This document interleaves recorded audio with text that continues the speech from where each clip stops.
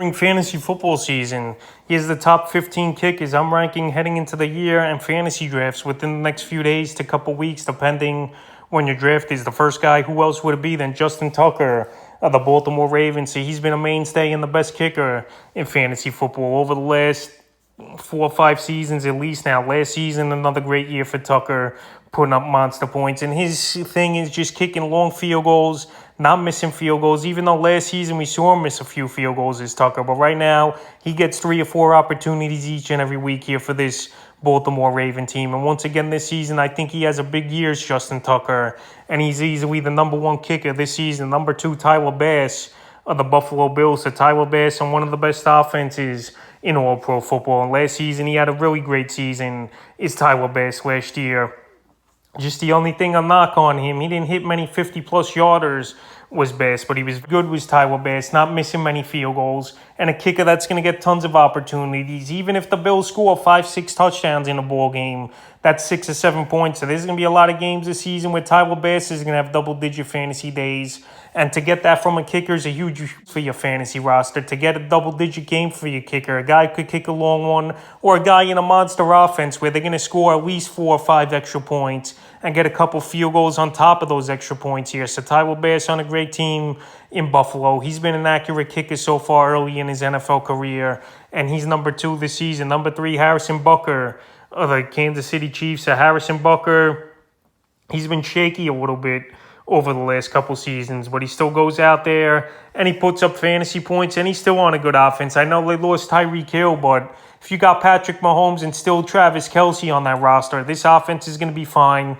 They're going to put up tons of points, and there's even times where they might fizzle out more now in the red zone, where there'll be more opportunities for Harrison Butker. And Butker last season hit 7+ 50-yarders, so we know he's got the long boot.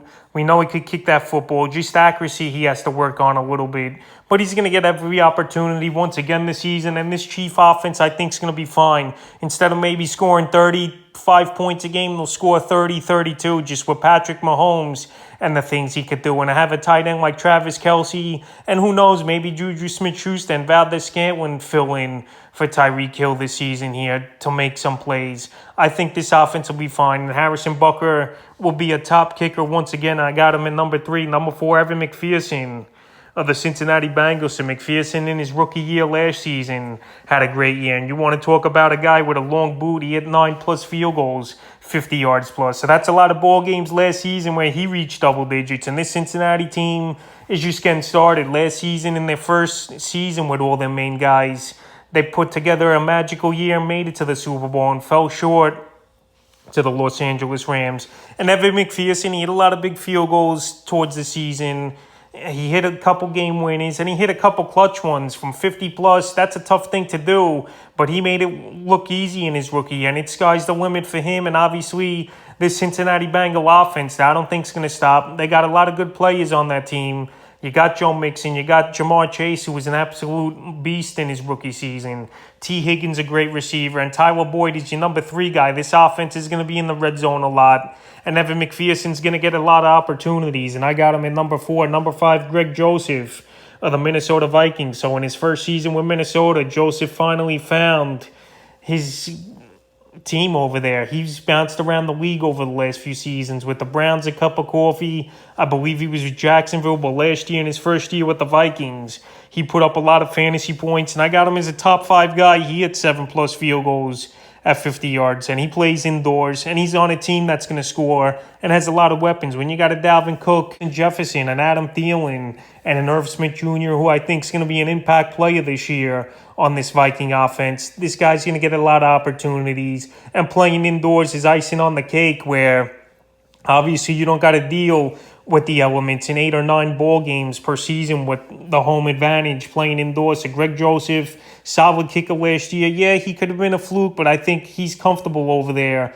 in Minnesota, and he finally found a home after bouncing around the league. And once again this season, I think he has a great year, and he's a kicker that's going to put up points. Number 6, Matt Gay of the Los Angeles Rams. So Matt Gay was money in the bank pretty much for this Ram team, barely missing any field goals. And he's a guy that's accurate. He's a guy that's playing indoors, and he's on an offense that's going to put up a lot of points once again for the Super Bowl champion Rams. As long as Matthew Stafford's healthy and could stretch the field like he did last season, getting the ball to his playmakers like Cooper Kupp, Allen Robinson over there in the mix, Tyler Higbee decent, Cam Akers coming back as well. They're going to get a lot of opportunity. They're going to be a team that's going to score about 30 points a game at least here is this Ram roster. And Matt Gay is going to be a field goal kicker, getting all the opportunities you would want from a kicker. And a guy could easily put up double-digit points weekly almost for fantasy owners. Number 7, Nick Folk of the New England Patriots. And Nick Folk, what a season it was last year for him in New England. And New England, they are a type of offense that gets down there but fizzles out a lot with the young quarterback Mac Jones and not many playmakers on the outside. So last season, he was pretty much automatic, was Nick Folk, for this New England Patriot team. Right now, I got him at 7. I know he's up there in age. I know he's not in the greatest of offenses. But like I mentioned, this is an offense that doesn't finish a lot of drives. And that's a good thing for a kicker, as long as they're not finishing in the red zone and he's getting an opportunity for 30 or 40 yarders. Nick Folk's going to be a great kicker once again for fantasy owners. And at number 7, I think it's a good spot to have him. Number 8, Daniel Carlson of the Las Vegas Raiders. So Daniel Carlson on a high-powered offense. He was solid last season, but now this offense is going to be taken to the next level, I believe, with the trade of Devontae Adams in the offseason. So Carlson last season, 6 field goals of 50+. Another guy who's playing indoors, and another guy who's going to be in a lot of shootouts, and he's going to have to hit crucial field goals in a tough division where we're going to see a lot of ball games between the Chiefs, Chargers, the Raiders, and the Denver Broncos, where these teams are going to be in the 30s, and that division is going to be the best in football, and it's going to be a fun division to watch all season over there in the AFC West, and that bodes well for all these kickers. But Daniel Carlson was great last season, and now to amp it up just a little bit with Adams added to this offense, he's going to get more opportunities, and playing indoors is always a thing that is a plus, no doubt about it. Number 9, Young-Ho Koo of the Atlanta Falcons. So Koo had an off-season last year, and it wasn't his fault, just that Falcon offense was abysmal last season. They couldn't get anything going. They couldn't make plays. Calvin Ridley, he was out early in the season, now later suspended for this year as well here. And Young-Ho Koo, 2 years ago, was the best kicker possibly, him and Tucker in fantasy football. But he's got a big boot. He's a guy that plays indoors. Vision where the Saints play indoors as well. So he's going to have 11 or 12 games this season indoors here as Young-Ho Koo, which is always a great thing. No doubt about it. This year here, he's got a big boot. And this Falcon offense, could they be any worse than last season? I don't know, because Calvin Ridley won't be there the start of the year. Marcus Mariota is the quarterback. But if they could get in the red zone and just give Koo opportunities, he could be a good kicker. But right now, I'm keeping him at number 9. Number 10, Dustin Hopkins of the Los Angeles Chargers. So the Washington Commanders cut him out of nowhere last season. And Dustin Hopkins, he's been a good kicker since he joined Los Angeles last year. Another guy with a good boot, another guy with good accuracy, and he plays indoors as well. Right here, he's in that tough division in the AFC West where you're going to have to put points up pretty much almost every drive. That's how explosive all these offenses are in Kansas City, Denver, the Raiders, and obviously this Charger team that could score with anybody, in my opinion, in the NFL. So right here, Dustin Hopkins in number 10, I think he's going to be solid. And he's a guy getting undrafted in some fantasy leagues, but he's going to be on a high-powered offense. And indoors, sign me up to have Dustin Hopkins as my kicker. And you could get him in the last round of your draft in most leagues. So right now, number 10, number 11, Robbie Gould of the San Francisco 49ers. So Robbie Gould, one of the most accurate kickers of all time in the NFL. And I'm surprised he's still around here. This guy's been around for almost 15 seasons now, starting his career off, obviously, Robbie Gould with the Chicago Bears. So last season, a lot of 40, 49-yarders. Not known for a guy that's going to go 50-plus here is Robbie Gould. But accuracy and just consistency is what he's going to bring fantasy owners as Gold. And he's a guy I'm looking at in the top 11 right now, and a guy that won't disappoint. Yeah, some weeks he might only get 3 to 5 points, but then some weeks you see him get those 14, 15-point games. And this offense can fizzle out as well with a young quarterback in Trey Lance in the red zone a lot this season. So right now, I got Robbie Gould at 11. I think he's going to get opportunity, and I think he's going to be good. Number 12, Brandon McManus of the Denver Broncos. So I know I keep mentioning this division where these teams are going to have to put up points. McManus, we know he's got a big boot and can kick from anywhere on the field pretty much, especially with that Denver altitude. So last season, 550-plus yarders. That's a little down here for McManus. But this offense is way better with Russell Wilson at quarterback than a Teddy Bridgewater or Drew Lock. And there's just going to be more opportunities on extra points alone, I believe, here for Brandon McManus. Another guy going undrafted a lot